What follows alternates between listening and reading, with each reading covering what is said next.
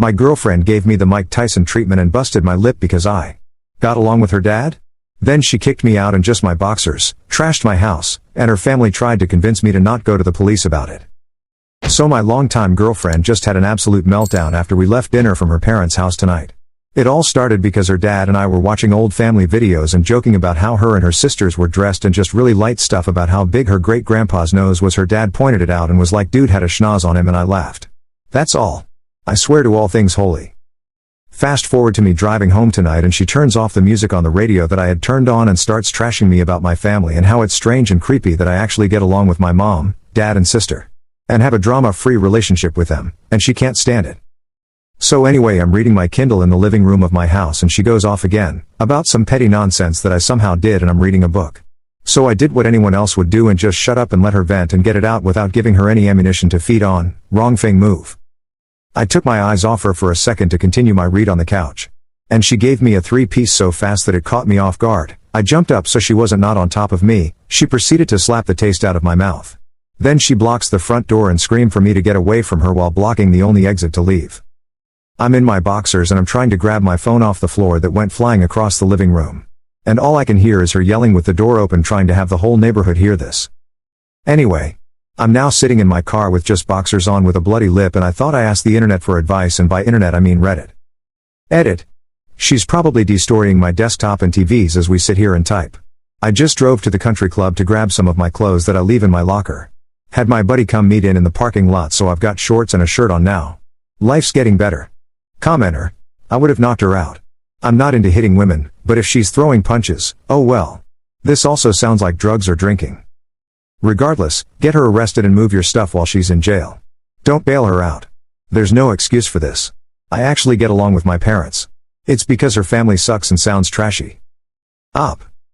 She's the only person I know who smokes and gets nasty and rude towards people.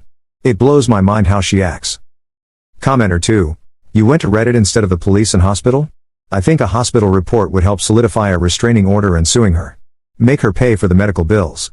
People need to be held accountable for their actions. Up. Well, I've never been hit before like that by my GF, and I wasn't sure if we'd both go to jail even if I called, so I need to ask before I do so thing that could affect my life big time. Commenter 3. Since you're the one with the injury and she isn't, she most likely would have been sent to jail. Get in the habit of getting evidence. From pictures to videos, because some women will lie saying they're the ones abused. Update. First off, I just want to say thank you to everyone who gave me advice in the messages that were sent in my inbox, full of support and more advice, lol. Before the comments locked, I just had my buddy meet me up at our local country club so he could grab some of my clothes that I left in my locker. And I just ended up staying the night over his house and talked about what happened. His wife said 99% of what everyone on Reddit told me to do. Contact the police, file report, and get a restraining order on this crazy chick. I slept on it.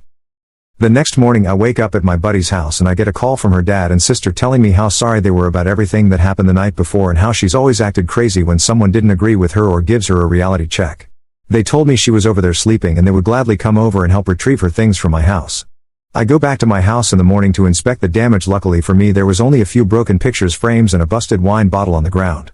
I had a few friends come over before her family got there just in case she ends up driving over separately from her dad and sister. I wanted some witnesses for myself. Definitely didn't want to be alone. Her family comes over and gives me a hug and tells me everything is going to be okay and there's no need to future anything by getting the law involved, and somehow had me totally convinced that I shouldn't, and it was just a little blow up and things are cooled off and just go our separate ways and end things. Around 8:30 a.m. her dad and sister leave my house with all her belongings, and it's me and my buddies just doing some cleaning here and there. We found my Nintendo Switch smashed and thrown out in my backyard, my keyboard for my computer with peanut butter smeared all over its keys, and all the batteries and my remotes throughout the house gone. Not as bad as I thought the house would be, but I took pictures of everything, the damaged electronics, the peanut butter keyboard, bottles and glass on the ground before we started doing any cleaning.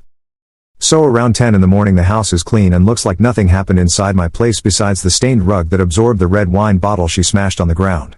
We checked all the doors and windows to make sure everything was locked and secured. We all went to Costco for some food and supplies. It's Sunday and it's still a beautiful day out, so why not get some burgers for grill and have some brews with the boys?